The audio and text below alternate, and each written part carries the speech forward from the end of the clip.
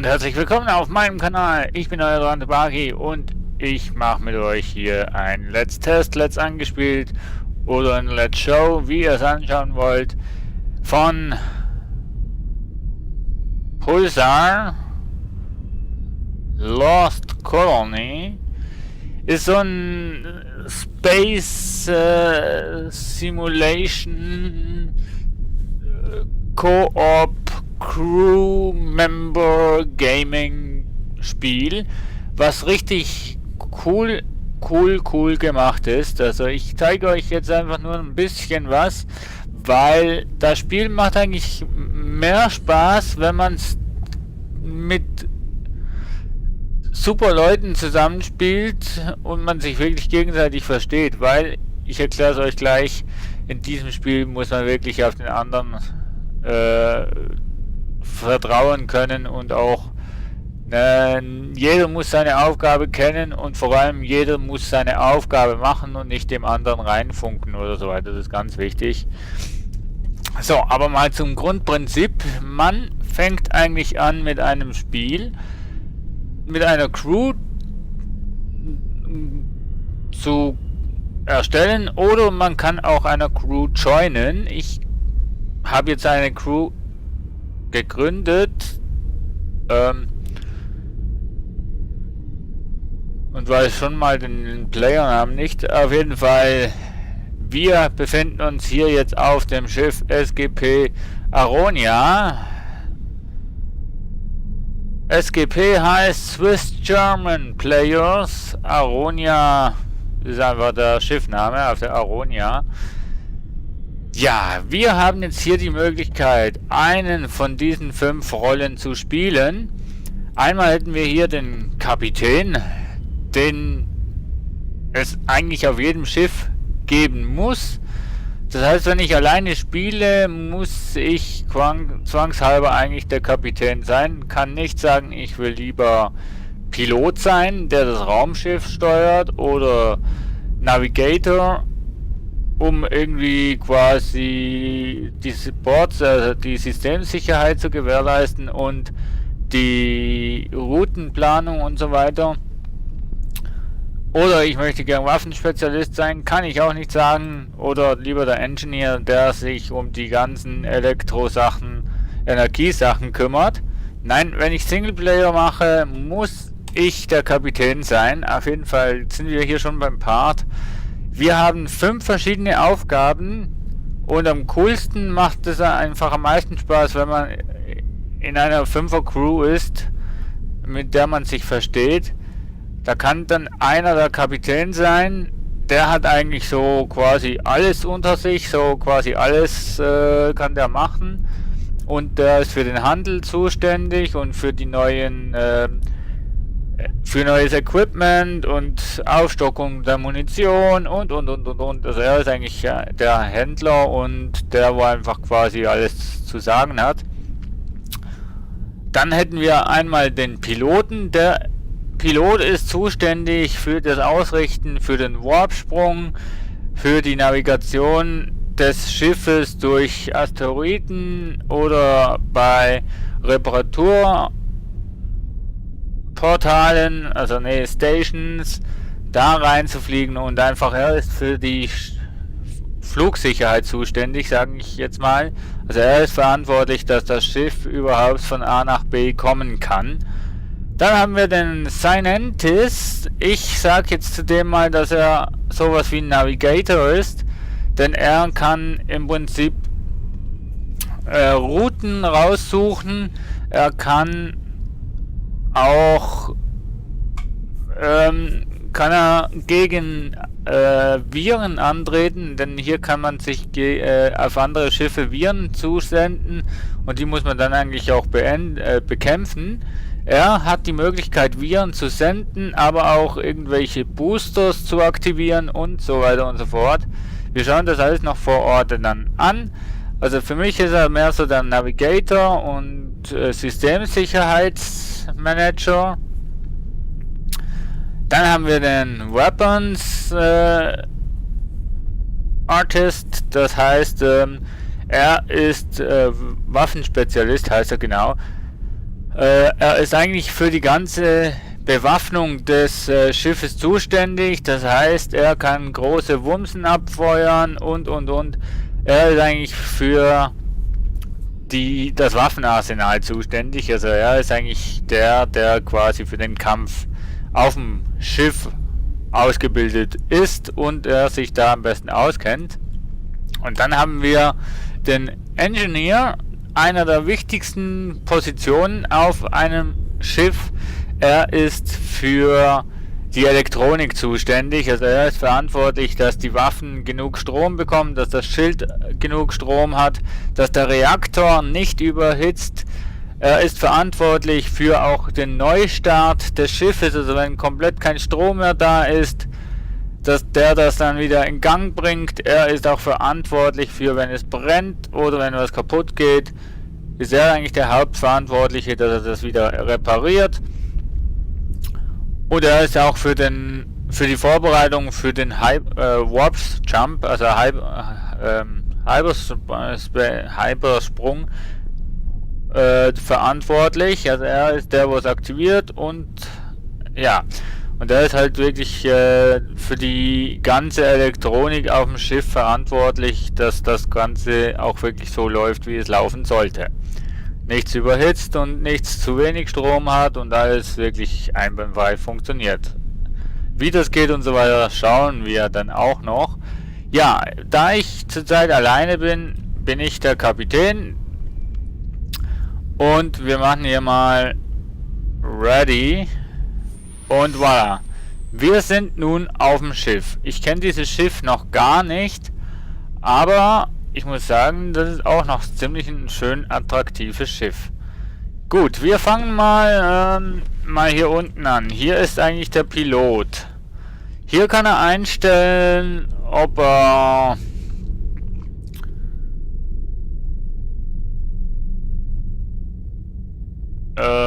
wie war das jetzt nochmal?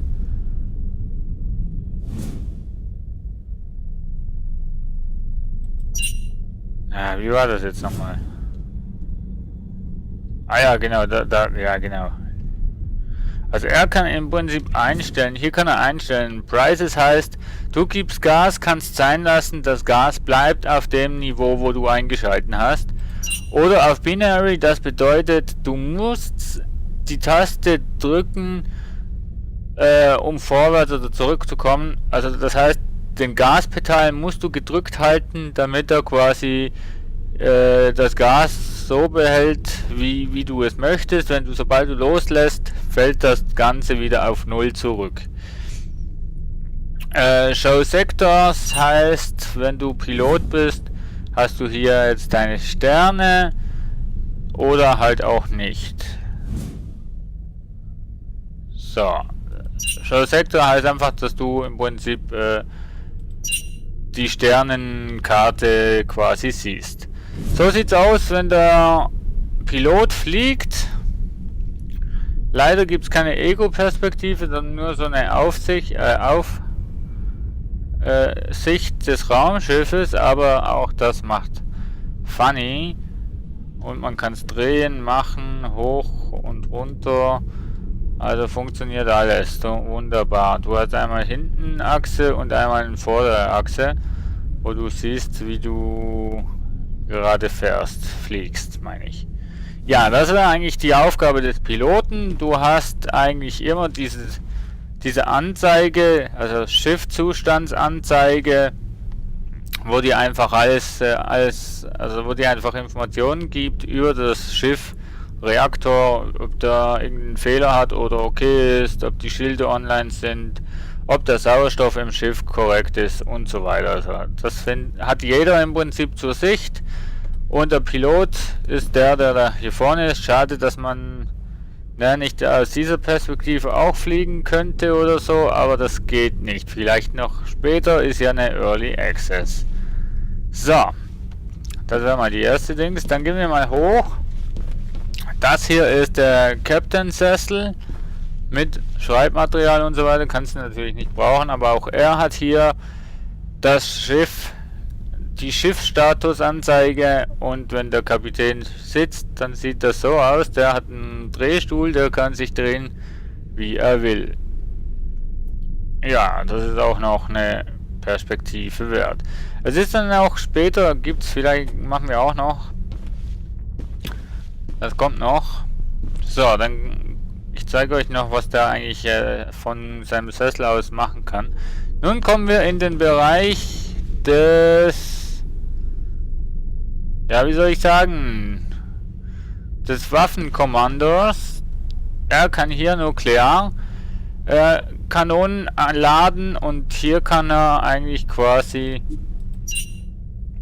die Raketen einstellen, und vor allem hier kannst du eigentlich sagen, wo die Raketen, auf was das die Raketen zielen sollen. Also Forschung, Überleben, also Life Support, Reaktor oder System, also Energie. Ne, warte, das ist... Ach, ich weiß es nicht mehr.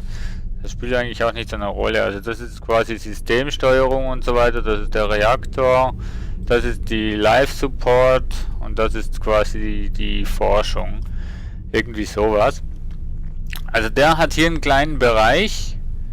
Ihr seht, er hat keinen Statusbericht, aber das braucht der Kriegsführer eigentlich auch gar nicht, weil im Prinzip ist das eigentlich mehr ja, nicht sein Hauptbereich. Richtig cool gemacht, muss ich sagen. So, das wäre mal ein Teil vom Waffenexperten. Dann haben wir doch. Dann gehen wir hier zum Navigator, sage ich jetzt mal. Er hat hier ein Comms-Deck. Das heißt, er kann den Kommunikationsstatus starten. Das heißt, zu dem kommen wir noch. Hier seht ihr alle Viren, die gerade auf dem Schiff am Tun sind. Zurzeit haben wir keine Viren, das ist ja auch gut. Wir haben ja auch erst angefangen. Ich weiß nicht genau, wie das ausschaut. Ich hatte bis jetzt noch nicht das Vergnügen, dass wir irgendein Virus auf dem Schiff hatten. Dann haben wir hier den Computer. Hier sehen wir den Status von... Ich weiß es nicht, das weiß ich nicht. EM, QT, das sind alles so Angaben, Systemangaben, Kommunikationsangaben, Cyber Difference, dann Shield Frequenz Modus haben wir Modulation und statisch, das heißt, wenn statisch ist, hast du sendest du im Prinzip, also jetzt Modulation heißt, du hast 40% weniger Detektion. Statisch heißt, du hast plus 40% Signatur. Also man kann dich besser finden, forschen, auskundschaften und so weiter. Dann hat er auf dem Computer die Möglichkeit, Sternenpunkte zu finden. Hier kann er zum Beispiel sagen, ich suche den SE1004.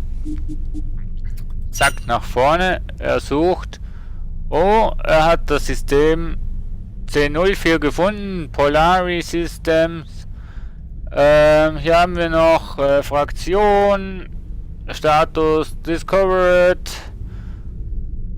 Has Planet, also hat's Planeten? Nein. Und Distanz ist das 150,1 Lichtjahre entfernt. Jetzt kann er zum Beispiel auch sagen, finde ihn auf der Karte, dann wird automatisch umgeschalten auf die, wie soll ich sagen, auf die Sternenkarte, die riesig ist. Also all das kann man alles anfliegen.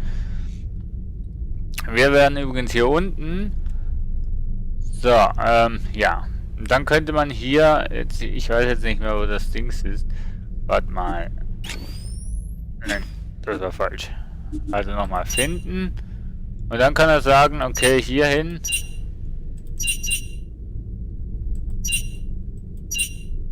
Rechte Maustaste kann er sagen, hierhin wird geflogen, glaube ich. Nein, das weiß ich jetzt nicht. Der macht einen extremen Umweg, aber ist okay.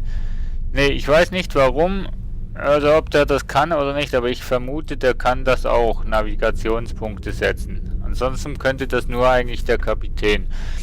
Und da wüsste ich nicht, warum das der Navigator oder der wo da ist, quasi eigentlich hier das Zeugs hat zum Suchen. Wenn das nur der Kapitän kann. Bringt ja dem Kapitän eigentlich gar nichts, wenn er nicht da ist. Und dann hat er hier noch die Möglichkeit, die verschiedensten Schiffprogramme zu steuern. Zum einen haben wir hier ein Emergency Shield Boosting. Das heißt, ja, Überlebensschild wird geboostet. Also da wird 12 Sekunden lang das Schild um 450 erhöht.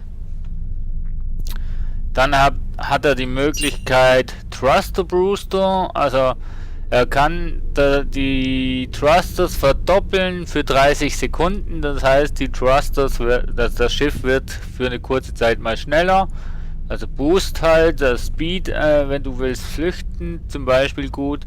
Dann hat er hier Sitting Duck, ist ein Virus, der schaltet die Shift Thrusters für 60 Sekunden aus. Natürlich nicht auf deinem Schiff, sondern auf dem Schiff, was du da anvisiert hast oder irgendwie so. Das habe ich noch nicht ganz rausgefunden.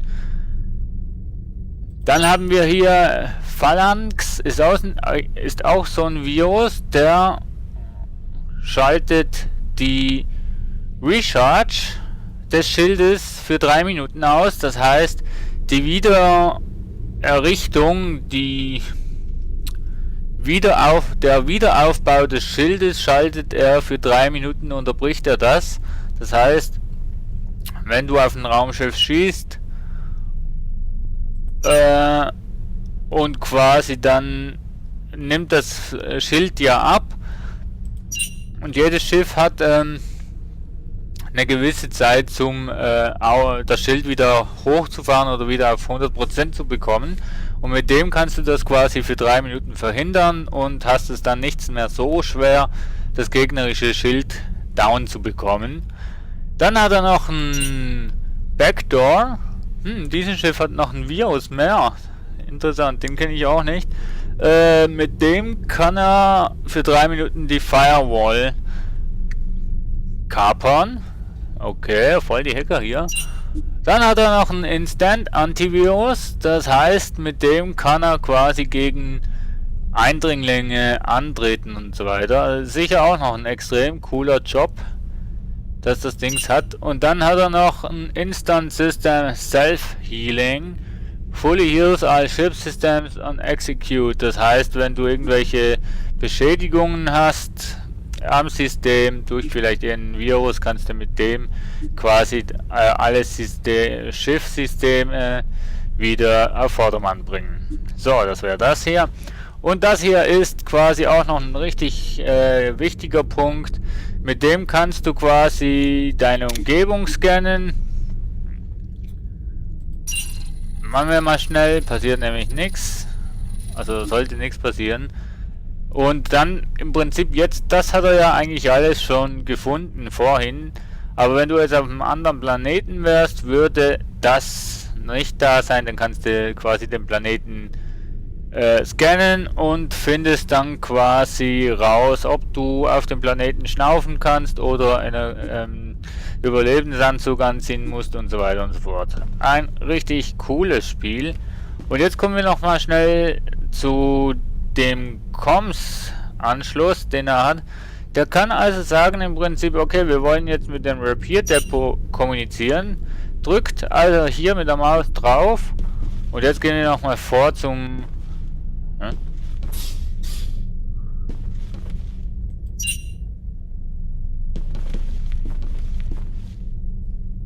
gehen nochmal vor zum Kapitän. Ah, okay, das ist so... Okay, das ist geil. Und dann kann der Kapitän, also bei den anderen Schiffen ist es eigentlich quasi links, rechts so. Okay, und jetzt hier beim Kapitän, der kann rüber auf seine Bearbeitungsfläche und dann wird ihm hier 2 Bildschirme angegeben. Jetzt haben wir den Repair Depot. Das ist so eine Infobox. Da wird quasi dann immer die Kommunikation aufgebaut, beziehungsweise hier siehst du dann immer, was die Gegenstelle dir quasi antwortet. Leider ist das Spiel auf Englisch, aber ja, das ist nur ein kleines Manko. Und auf dieser Seite ist quasi die Auswahl, wo du ein bisschen Schiffübersicht und da auch einkaufen könntest. Das wäre das Repair. Ich schalte gleich mal um. Ups. Also du musst nicht unbedingt auf dem Sessel sitzen, wenn du da was machen willst. Hier haben wir den Automated Trading Station, den wir auch hier in der Gegend haben. Also das wäre das hier da oben, das wäre das Repair Dock und das da oben müsste eigentlich die Automation Station sein. Also hier Automation Trading Station, Goods for Sale, Purchase, yes. Nun, das ist die Handelssache. Und ich sagte ja schon, du musst nicht auf dem Stuhl sitzen, du kannst hier auch gemütlich sagen, im Stehen, okay, ich möchte den Browser von den Goodies sehen. Einmal rechte Maustaste anklicken und dir wird quasi die Handelssachen angezeigt für das Schiff. Also das ist jetzt, du kannst so kannst du im Prinzip nur Schiffsteile kaufen. Wenn du Nahrungsmittel brauchst oder Waffen oder sonst irgendwas für dich selbst, musst du dich dann auf den Planeten, auf die Station teleportieren, beamen und so weiter. Und hier hast du auch die Möglichkeit, Schiffselemente, die du nicht mehr brauchst, zu verkaufen. Mit Swap kannst du quasi sagen, du willst es verbessern beziehungsweise austauschen. Wir haben jetzt zum Beispiel ja genau den drin, was ich jetzt ausgewählt habe. Lustig. Nimm den da. Der ist der wäre Cyber Defender Jump. Der wäre nicht ganz so. Okay, nehmen wir ja, das ist halt die Start-Dings. Was nehmen wir denn? Also hier kann er auch die Energiekapseln also kaufen, die man braucht für den Hypersprung. Koland, das ist die Kälteanlage, zu der kommen wir dann auch noch. Die braucht man, um den Kernreaktor abzukühlen, wenn er zu heiß wird. Ja,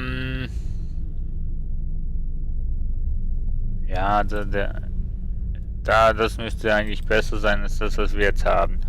Da den Interior Thruster, wir haben auch einen Interior Thruster Level 1, das ist Interior Thruster Level 4, hat Interiors hat er 62, der hat nur 40, braucht natürlich dann auch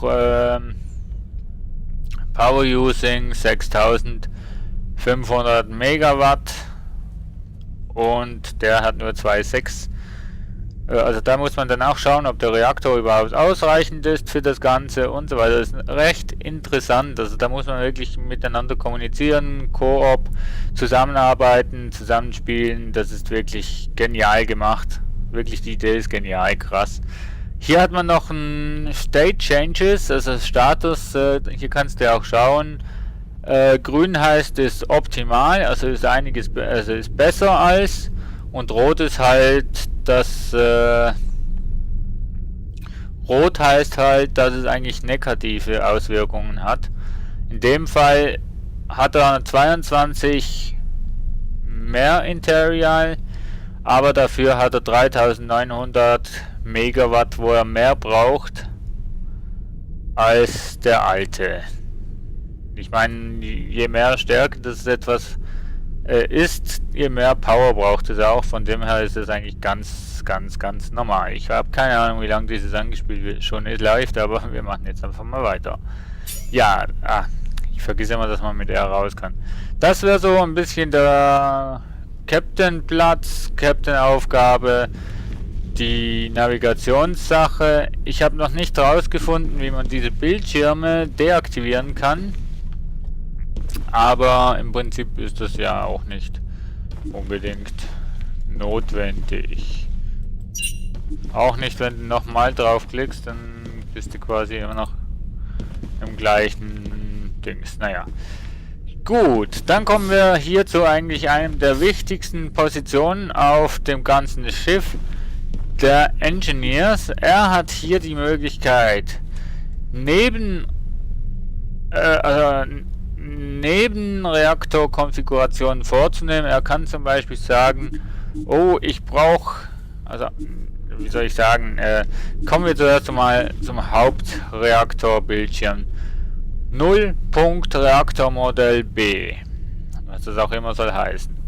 Hier hast du die Temperatur des Reaktors. Er ist hier jetzt gerade bei 158, ich sag dem jetzt mal Grad Celsius. Das ist noch recht niedrig. Also wenn das irgendwie weiter hoch geht, dann umso heißer wird er.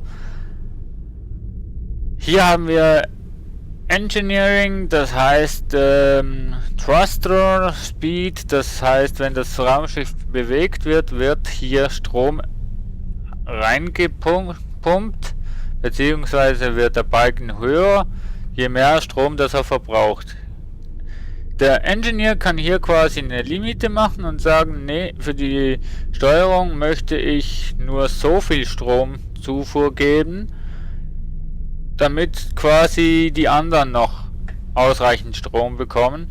Er kann aber auch sagen, okay, ich möchte jetzt wirklich vollen Speed und so weiter. Ich gebe dem gebe ihm quasi, ich sage jetzt mal 100% Energie.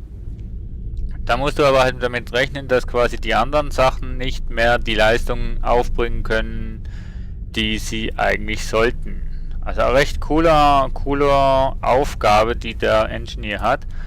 Hier hast du die Forschungseinrichtung, wie viel Spannung das die bekommt. Die ist zurzeit, glaube ich, recht konstant. Die wird, glaube ich, nicht großartig verändert, ich weiß nicht. Also vielleicht, wenn sich jemand heilt, dann kann es möglich sein, dass die jetzt hochgeht. Hier haben wir das Schild. Das sieht jetzt aus, als wäre das Schild nicht aktiviert, aber das Schild ist aktiv und der bezieht nur Spannung bzw. Strom, wenn es auch benötigt wird, und dann geht diese Sache hoch. Da kannst du auch sagen, ja, ich möchte nicht so ein starkes Schild, ich mache lieber weniger Spannung, wo ihr bekommt, oder ich möchte ein sehr, sehr starkes Schild, also mache ich die Spannung weiter hoch. Jetzt weiß ich nicht mehr, wo er war. Ich glaube, da war er. Hier kannst du die Spannungszufuhr regeln für die Waffen. Also je mehr Spannung das sie haben, je schneller laden sie sich wieder auf. Je weniger das sie haben, je länger dauert es, bis die Waffe wieder einsatzbereit ist. Und hier haben wir den totalen Energieverbrauch. Auch den könnte man im Prinzip eindämmen und sagen, nee, ich will, dass das ganze Netz nur mit so viel Spannung belastet wird, was natürlich dann Auswirkungen auf das ganze obere hat. Ja, so, das war das. Und jetzt nochmal zurück auf diesen Bereich. Hier hast du eben die Möglichkeiten, einzelne Sachen zu deaktivieren, zum Beispiel die Schiffsbeleuchtung. Es ist auf dem ganzen Schiff dunkel.